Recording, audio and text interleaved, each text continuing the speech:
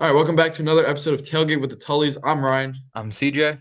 and today we're going to be talking about one of the biggest weekends of college football ever. College football playoffs begin this week. We have our first ever 12-team playoffs. We have 4 games this weekend, starting off on Friday night. We're going to break down each game, talk a little bit about what we think is going to happen with each one. And yeah, so let's just get into it with the first game. We have number 10 seed Indiana taking on Notre Dame, number 7 seed in Notre Dame. This game will be played 8 o'clock Friday night. CJ, I know you have a little personal thing here with your boys playing like champs. Uh, both of these teams kind of had easier schedules in the regular season. A lot of people thought Indiana may not have been able to make it because of the way that their schedule played out. The only team they really played, they lost to, which was Ohio State. CJ, what do you think of this matchup? Obviously, you're a Notre Dame fan, so I just want to see what you have to say about this one. Yeah, looking at some former matchups here, you did have Indiana, as you said, lose to Ohio State being their only loss of the season, as it did lose 38 to 15. It was a game where people really did say, is this going to be the game that Indiana can show that they're a real team? They did not Mhm. show up, and it ended up being a slaughter at the end there. But then you have Notre Dame, again, a team I was a fan of coming into this year. I believe I had them finishing second in the college playoff standings. They do now fall back a little bit behind that, but their big loss coming to Northern Illinois, as everyone will not let them forget. It was a game where they picked the opponent, kind of fell off late, and they just couldn't come back from it. But their big win, and a win that I don't think is getting enough credit, is against Army as they win 49 to 14 at Yankee Stadium. All the pressure in the world on them. That was another game where if they lost, they could have been bumped a little bit just given not beating competition. So that was a big game for them. You have Riley Leonard playing a hell of a season, 2,000 yards, 16 touchdowns. But then you compare that to Indiana, where you have Curtis throwing for 2,800 yards and 27 touchdowns. There was a time this year where Indiana was outscoring their opponents by 30. So I do see this being a competitive game, and Notre Dame playing a little less, professional grade football this year. This might be a bit of a wake-up call. I know they are going to be wearing black jerseys, which is tough, and I'm always a fan of that, especially at a home stadium. Line is 7. Give me Notre Dame to cover that. I do think they take care of this one. I also will be taking Notre Dame in this game. I do think this is probably the worst matchup of the weekend, though, but like I said, both these teams didn't have the strongest schedules, and I think that their schedules are what got them into the playoffs for the most part. Then we'll go to game number 2, which we have 11 seeded SMU, who a lot of teams were surprised slid into the playoffs here. This was kind of a them between them and Alabama, and then they're going to be taking on 6 seed Penn State. CJ repping the Penn State jacket here. He will be at the game, so. A lot of riding here for CJ. SMU has a strong run game. I know CJ is going to talk about that a bit. And Penn State hosting their first ever home playoff game. So this has big implications for Penn State, especially because, again, kind of the strength of schedule has been an issue and talks about this team. So CJ, what do you think about this one? Yeah, SMU, I'll go into their games here. They lost to BYU 18 to 15. This was when BYU was playing well. So this is another game where you had to count a lot. They also did just lose to Clemson 34-31. If they could have handedly won this game, that would have knocked Clemson out. So they kind of played a little soft there and did lose though. You do have, as you said, Brashard Smith playing great for them at the run game. 1,200 yards and 14 touchdowns. That's something to look for. As the Penn State defense has been a little wishy-washy here. But on the Penn State side, you have Drew Aller, 2,800 yards, 21 touchdowns. He did just announce he'll be back for his senior year, so that's something to look forward to as he is now going to be playing further with them. And Tyler Warren, he won the tight end award this year. Some people had thought that maybe he'd be up for the Heisman just given his play. 1,000 yards, 6 touchdowns. He's kind of been the do-it-all man for them, and I think without him, this offense would completely fall apart. Just when you can give him the rock and just make things happen. But Penn State this season, it's been a weird season. They lost to Ohio State 20 to 13 in a home game, college game day there. We were at that. You did Yep. think that maybe they could make a statement there. They could not pull it away with a few goal line stops at the end zone. But then they lose to Oregon 45-37 in the Big Ten championship. Another game where they could have been completely ruled out, but they did. They made it a game, and that was something that was I was very surprised of. And being able to compete with Ohio State and Oregon, I do think they have that experience now, and I do think they cover. Well, actually, I don't know if they cover the 8.5, but I do think they beat SMU at home.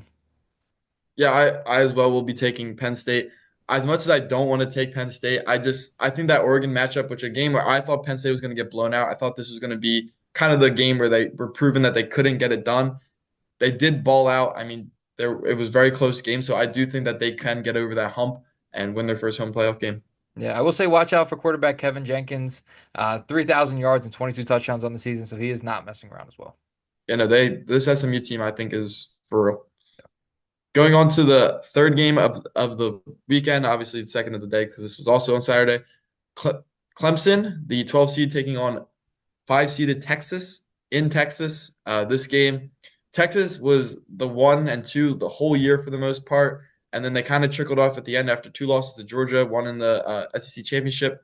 So the Texas team kind of on a downward trend, while this Clemson team just winning the ACC championship game off a game-winning field goal, kind of on the uprise here. So this is probably the game I'm looking forward to most this weekend. I really think that this is going to be a good game. CJ, take it away. What do you got? Yeah, Clemson is again an underdog here. Just snuck into the playoffs. They have lost to Georgia and South Carolina. South Carolina only being by a field goal. They did get blown out by Georgia, but just having that experience, I think, will help them here. You have Cade Klubnik, their quarterback, going for 3,300 yards and 33 touchdowns. So he's balling out. That's a dog. We like dogs here on Tailgate with the Tullies. You have Mafa for their rush game, 1,100 yards and 8 touchdowns. That's something to watch.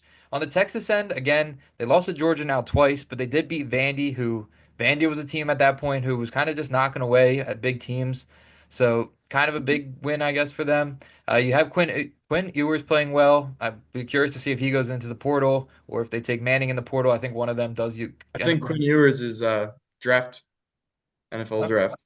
Because I believe one of them will end up at UNC if they stay. You also have Matthew Golden, the receiver, going for 700 yards and 8 touchdowns. So this is where, oh, and the line is 11 and a half, minus Wow. 11 and a half for Texas. Give me Clemson to cover, and honestly, they might upset.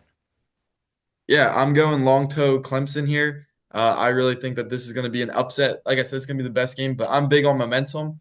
I think that this Clemson team has the momentum after just they were fighting for this spot for the whole season, kind of as they trickled down after a couple losses. And Texas is kind of on that downward. And there is that controversy of who is going to be like they have benched Quinn Ewers twice this year for Archie Manning. I think that kind of takes a hit on you. It kind of reminds me of Jalen Hurts and Tua. I don't remember what year it was, 2019, I think. So I do see that being an issue. I got Clemson. Yeah. And the final game of the weekend, a team that I had winning the national championship this year would like to take back everything I said. You have 9 seeded Tennessee taking on 8 seeded Ohio State. This game is at 8 o'clock on Saturday night and will end the first week of 12-team college football playoffs until we go into the teams with the bye next week. This game, it's going to be played in Ohio. Ohio State losing badly in their last game, so a lot of Ryan Day getting fired, rumors going around. So not the thing you want going into a playoff game. CJ, what do you got for this one? Yeah, SEC Big Ten. This is the kind of matchup you looked for when you bring in this 12-team format. Having a team have to come up into Ohio now in the cold, in the dead of the winter now, having to play a playoff game. This is what you want to see. Tennessee with big win over Alabama, but did lose to Georgia and Arkansas late, which ended up hurting them a bit in the playoff race here. And Ohio State with a few big wins, but as you mentioned, a big loss at the end there to Michigan and a close loss to Oregon in the beginning of the season. But they did beat Penn State, as we had mentioned, and they beat Indiana. So they have the Big Ten kind of covered there, but I do think taking on this SEC team will be a challenge. You have Nico Lamalavea for Tennessee at quarterback. He's had 2,500 yards and 19 touchdowns. I'm also looking at Dylan Sampson, the running back, going for 2,200 yards and 22 touchdowns. So another team that can run it down your throat. And I feel like that's a theme with a lot of these teams is if you have a good running back, you're kind of set. I know next week we'll talk about Ashton Jeanty and what he's done for Boise State. Check out our last video. We talk a little bit about him in the Yep. Heisman race.